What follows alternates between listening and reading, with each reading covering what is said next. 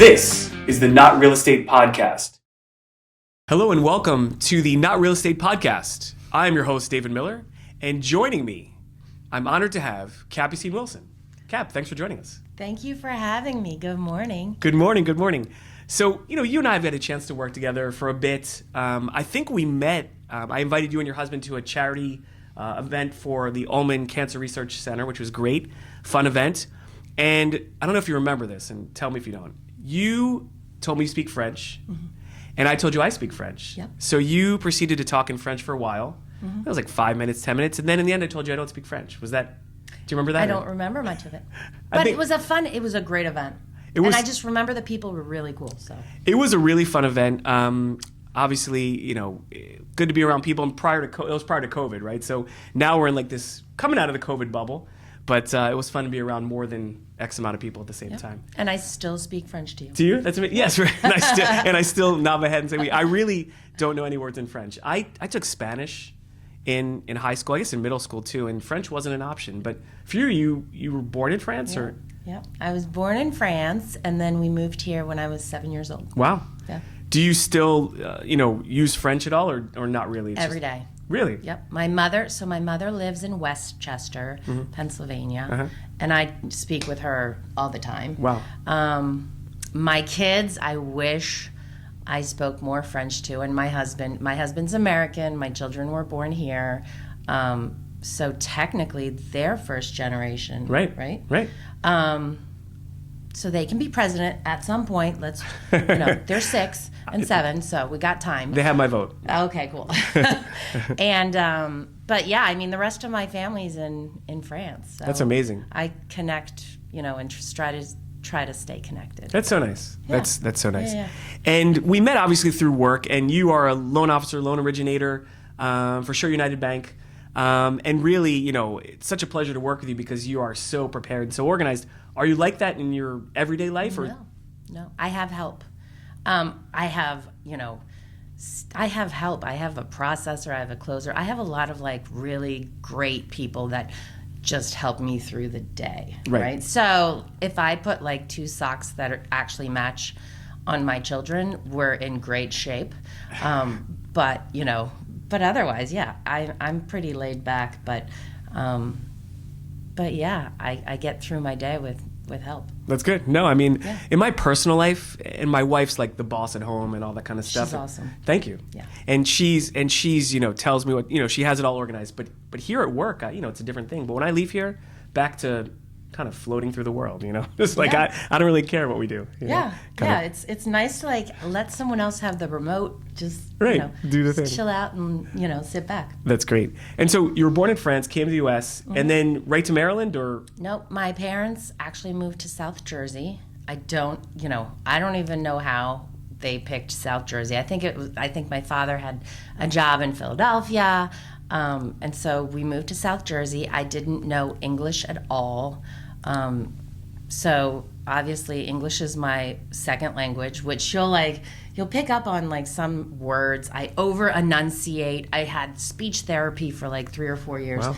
Yeah, I was always, the one with the accent and just the different one, which I hated growing up, but I really embraced by high school. I just kind of threw it all out and I said, let's just be different. Let's just, it's all good. Right. That's awesome. And obviously being bilingual, I guess it leads to more intelligence stuff, but just having that as a tool is amazing. Not really. It doesn't. Maybe not. I don't know. So you went from France to New Jersey. Was it like French speaking to Jersey Shore? Was it like the show Jersey Shore? Or? Yeah, it was pretty, I went South Jersey, really close to Philadelphia. Yes, it was Jersey Shore. So when I watched the show, basically, we could see you as an extra walking through? Yeah. No. Yeah. Yes. No, I mean, take it back 15 years, back during it's totally Jersey Shore. That's so funny. Yeah. What town or what city were you living in? In Morristown. Morristown. I've been there. County. Did I tell you I've been to Morristown? Well, there's 2. There's one North Jersey. Big difference. Don't ever. Yeah. I'm trying North to. Now Jersey I don't know. and South Jersey. Morristown is Cherry Hill. Collingswood, Burlington County. Okay, and you were Morris? I was South Jersey, Morristown. Okay, so I know the North Jersey one. North Jersey's, that Morristown's beautiful too. Right, and that's not far from New York, right? No, it's not. Right, so I think friends there, yeah. Yeah. Anyway, I went to College Park for college, obviously, University of Maryland. Same here. And did you? We didn't see each other. And do you remember me? I was that guy There eating. were 40,000 people in our I was that guy eating tofu. Okay. So I never had tofu before college. I didn't even know what it was. So I was at the salad bar and I saw these cubes. I was like, wow, that looks interesting. They had And tofu at the yes, salad bar? cut up for you. Oh, wow. I know. Was it good? Good life, first world problems. It was great. Thank you for trying. Thank you. I know. I never had it. Actually, it tastes like nothing, but I put like salad dressing. I disguised it like anything. But now I really like tofu. So, do you cook it? If putting it in a pan and heating it up is cooking. Yeah. I've never done that, so you're better than me. So you buy the blocks. I go to Wegmans or Giant or whatever. I put it in a pan. I kind of chop it up and I put soy sauce. I don't think it's really cooking, but no, but that works. yeah. Hey, You ever have halloumi cheese?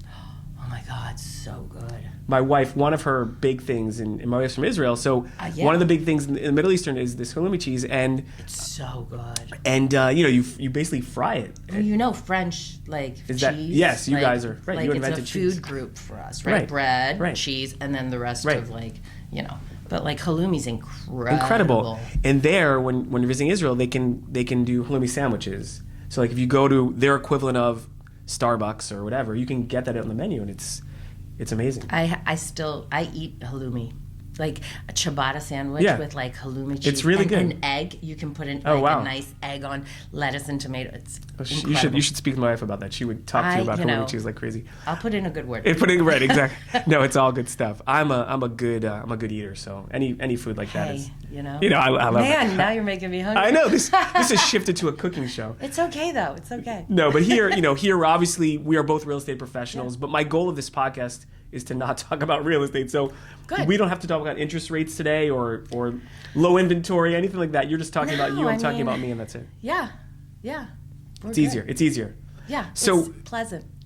And we do it all week. Listen, I am always, talking rates and I love working with you. It's just we've gotten into a mode where you know what you expect of me, I know what to expect of you.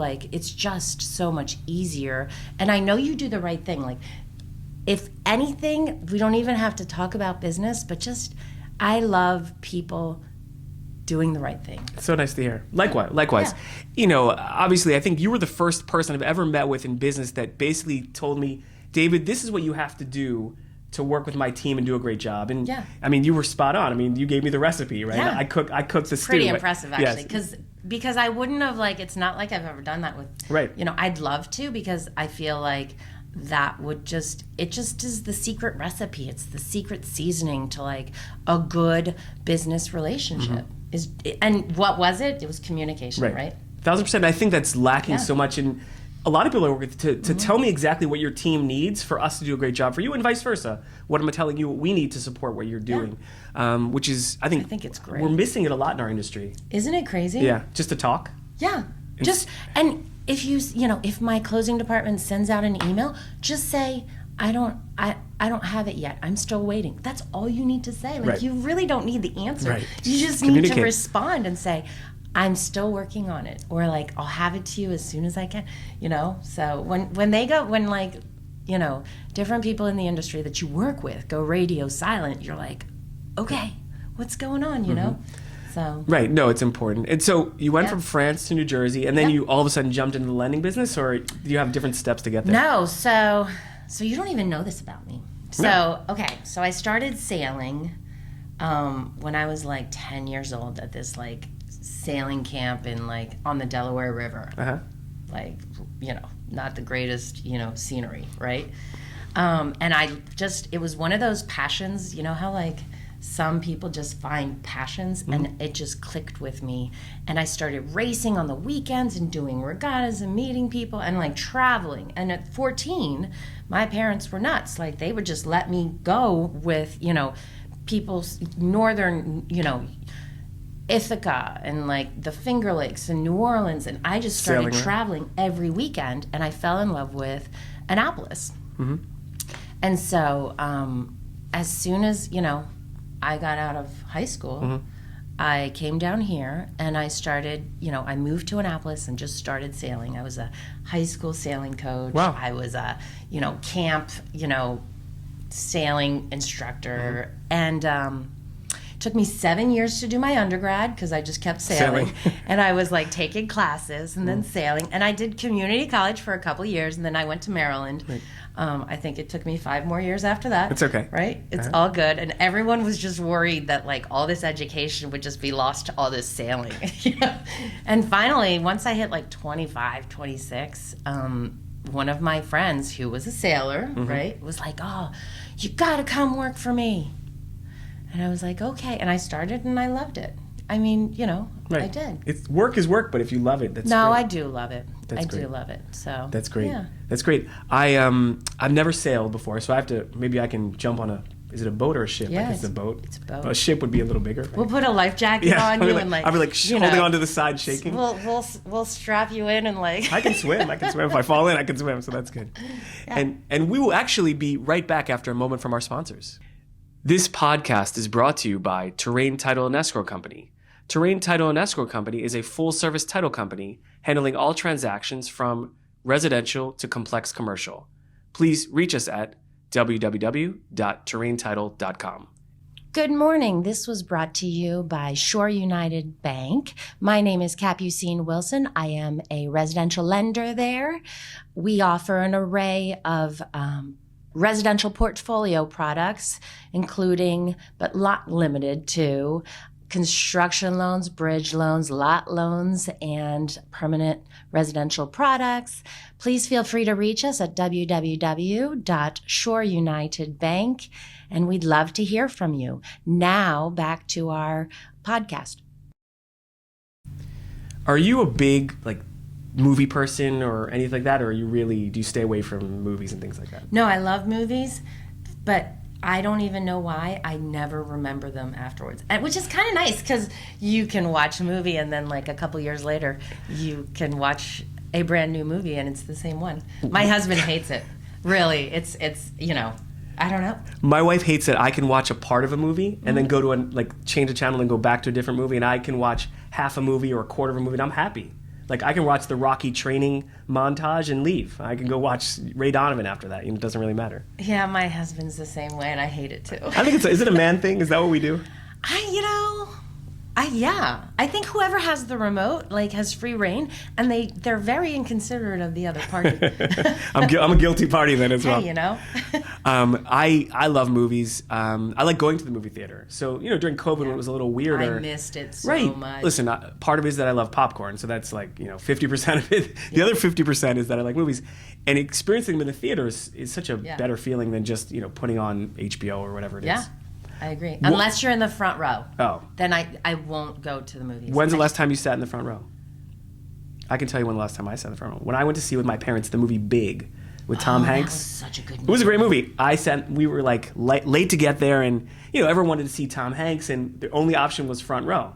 Yeah. So I remember staring up like it was my neck was going to fall off. And as a kid, I think that's probably the last time. Yes, I'll never do it again. Very similar, because I was like, you know what, this is not worth it. There's so many inconveniences when you're young that you just tolerate. Yeah. And now as an adult, you're like, oh no, I'm not having that anymore. Not happening. But you know what? Nowadays though, the movie theaters are incredible. Oh, we just went. You got the seats that go back, and I just remember the movie seats that we used. I mean, they were. Yes. You'd fall asleep. Yeah. Do you remember when cup holders came out? All of a sudden there's cup holders. It's like, oh my God. Yeah. Who would think there'd be things holding a cup? Isn't it incredible that we didn't have cup holders? No. And now, nuts. when you went to a movie, you have to get there and stand in line. And now it's you click a button, you're laying in bed, you have tickets, and I know. It's amazing I technology. struggle with that sometimes though, because, I feel like I'm the lost generation of we had cell phones come into play. I would say I had a flip phone in college. I'm 44. Right. So I had a flip phone in college, and I still struggle with apps and I know. It's so now when people in front of me at the movies are swipe their phone, and I'm like, what are they doing? I'm still old school, That's so funny. And when my clients actually ask for like technology help on like how to like send things secure, I'm like, oh, okay. Hand deliver it. So what's your favorite movie of all time? Could you even frame it? Since you don't remember them. Goonies. It's a top one. Goonies. It's a top one. Yeah. Who was your favorite character? I mean, they're all really good. So wait. So I'm going. Do you remember the movie? So there was Troy. Do you remember Troy? Yes, the bad guy. Yeah. And so I grew up like always saying I would never date a Troy just because I hated the bad guy, right? Makes sense. Guess what? What? I'm married to one. Yeah, I know, it's crazy. I was like, and you know, that's pretty shallow in and of itself, by the way, to like say I will never date a Troy. You're punishing all Troys I because know. of Troy. Well, Troy was really not nice. Just not. If you remember, he sends his jacket down in the bucket I know. to Andy, and she denies it. I know. And then he yells, I know. "Andy, you goonie." Remember Yep. that? That was a great movie. It's such a good movie, but like Chunk is good. What was the? Who was and who was? I mean, there was some. Who was The kid that liked to do the truffle shuffle? He was really No, funny. he was Chunk. That was Chunk. No. Oh, yes, it was Chunk. Yes, it He was was. the funniest. Oh, Yeah. as a kid, I thought he was the best. I mean, I loved him. he was awesome. It's such a good It movie. was good. That's a good call. I mean, most like the nostalgic movies that I want to watch are 80s movies. If you were to Ferris talk Bueller. about Ferris Bueller's up there, I'll tell you one movie that I think all guys like that are our age range is Roadhouse. Patrick Swayze was the man. Yep. Was the man. So that's like That's a a movie. good Like if movie. you tell me, David, what movie could you watch every day, 365? It'll be Roadhouse. Yep. It's unbelievable. Yeah. Trying to think of other ones. Tommy Boy was yes. such a good movie. Also, any movie there was a training montage, like the Rockies and stuff. That always. I mean, that's such a. My husband loves them. Yes, the training I stuff. can't even keep track. And you know what? He does exactly what you do. Like he'll click back and forth, and I'm like, "Which Rocky is this?" For like 5 minutes, you know. And I'm like, oh, I think it's ingrained in like caveman DNA of like as a man to switch channels. Everyone's got qualities. That's so funny. That's funny. Yeah. So again, now there's streaming everything and movies everywhere and all that kind of stuff. Yeah. But it's a lot of fun. Do you remember the Breakfast Club? Yeah, I just watched it while I was reviewing title work the other day. Oh, nice. Keep me awake. Yes, it was Very a pretty good. good. Yes, it was a pretty good one. No, it's one of the good ones. So yeah, movies. I use them to stay awake to do work at night. I put them in the background. Usually big things I've watched already, so I don't have to even focus. Yes, that's fun. And then like what about music? Are you able to work and listen to music at the same time? No, but my husband does. So like I work from home a Right. lot of the time, and he works from home like 3 days a week, and he's in a separate office, but I can hear his music. He can listen to music. I just need to focus, like, I need like complete quiet. I'm the same way. I can't work with music, but I can have a movie in the background because I'm not really focusing. But music takes me away from the focus of reading. Which is funny. It's funny how our brains work. Yeah, it is. You know what I mean? And so that's good. And so obviously we're in an economy right now. When people are listening to this, we're still going through, sadly, what's happening in between Ukraine and Russia. Not this is a political podcast in any way, but certainly how do you see that trend playing out maybe in the lending side of things? So have you seen any differences in borrowers that have come to you and their attitudes, or is it we're in Maryland, so is it so isolated from what we even feel at this point? So I feel like interest rates are so volatile right now, and my personal opinion, of course, media drives a lot of uncertainty, and I just I feel like people are nervous about rates going up, and I feel like society's also been very used to rates so low that they have to just kind of acclimate, and we have to give them time to get comfortable with the fact that rates are higher. And quite frankly, rates are higher, yes, okay, so a 30-year fixed was in the 2s at one point, right, during COVID, but those were unprecedented times. Having rates in the 4s or even the 5s, right. Okay, it's not nearly, as terrible as what media makes it out to be. And people just, I have to talk them through it and just make them understand. And once they step back and look at that in perspective, it's, I feel like it makes them feel better. But got to give them time. My first house, I think, was 5 7/8, and everyone told me at the time, David, this is the most amazing rate. Yeah. So we get used to. We also get used to gas prices, sadly. But I mean, we just have to. Human beings, we acclimate and we move on. People always are going to need a place to live, and that's why it's a fun industry to be in, because we get to help people, you and I, in achieving dreams to buy a house or a second home or a house for their children, whatever it is, or to build a house in your case a lot of times. And that's the beauty of what we do. So hopefully they can adjust to all the curveballs that the world has thrown at us, right, over the last couple years.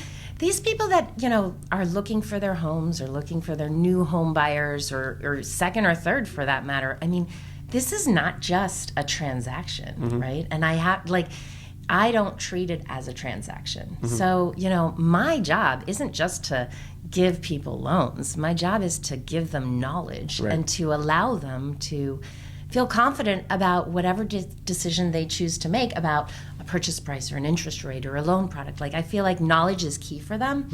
And then once they have that knowledge and they make their decision comfortably and confidently, that's when I provide them the financing that they're looking for. So it really is. This is their home. This is their family. This is their home. This is their comfort zone. And it's an honor, and a privilege to be a part of it. Right. No, it's a nice way to say it. I mean, I feel the same way. Yeah. When we get to support, lenders and real estate agents, we're helping people achieve dreams, and we're lucky to be at the closing table to see them hug and cry and smile and laugh. And it's really cool. It's the human side of things that we don't get to see on paper, right? On a title policy or on a loan commitment, which is nice to connect with human beings. And I feel like I get to help people. I try and explain to my family, at the end of the day, who I helped that day, who got to buy a house that day or refinance or whatever. It's really nice. Yeah. It's really nice. So really I think we're lucky in that sense. Yeah. The last thing I want to ask you, and this is totally off topic, do you have any hidden talents? Are you, beyond sailing, we know you're a good sailor, are you a good singer? Are you a good dancer? Can you ride a unicycle? Like, what do you have any? I am a horrible singer. I am a horrible dancer. I'm horrible. But I enjoy doing it, and I don't care. Right. That's good. But I'm a pretty good cook. That's good. So that's good. What's your best dish? Number one. So dish? I'm not a cuisine, like, in my book, like, anything that's fancy with very clean plates, I'm not into. Like, I'm into like country French, put it in a pot and like let it simmer kind of thing. But I'm pretty darn good at, like, last night I made cassoulet, which is like a white bean. It's like a French chili, like, smoked sausage and white beans and like country vegetables and like that's really good. Shredded chicken. It was so good. You're making us all hungry. Oh my God, it took like 2 hours. The amount of chopping, I'm not good at chopping. That it took me they said it was going to be like 20 minutes of chopping. It ended up being like an hour of chopping, which is okay. But it was pretty darn good. That's so good. Yeah. Maybe next career you have a cooking show or cooking channel? Yeah, it would Cooking be with a Cap. long Cooking with show. Cooking with Cap would be a good show. That would be. Very good. And then you can, whatever. I like watching the Food Network, and my wife likes to cook, and, we can't always compromise on, what to watch, but the Food Network is always good. And I always learn all these terms that I don't know what they mean. Yeah. Like a rough chop and rustic, and I'm just throwing out terms. She's like, what are you talking about? I really don't know what they mean, but I'm just like throwing them out there. It's like, oh, are you doing this? Anyway, it's pretty funny. Who is she the older one? Julia Child. Was she the cook? Yeah, back in the day. Okay. You know what I loved about her? She always had like a glass of wine somewhere, right? Yes. And so in the show, she'd be like, let me try this brandy. Let me try this wine. And we're gonna, she did this weird voice. No, she's the OG of cooking shows, absolutely. Right? That's Good really stuff. good. Well, Cap, it's really great having you today. Getting to know you better, for everyone listening, watching. But for me, I didn't know all these secret sailing tips and cooking trips and hearing about your family. Yeah, so thanks for joining us, and really always a pleasure working with you as well. Thank you so much for having me. No, you're welcome back anytime. Awesome. Thank you very much for joining us, and we will see you next time on the Not Real Estate Podcast.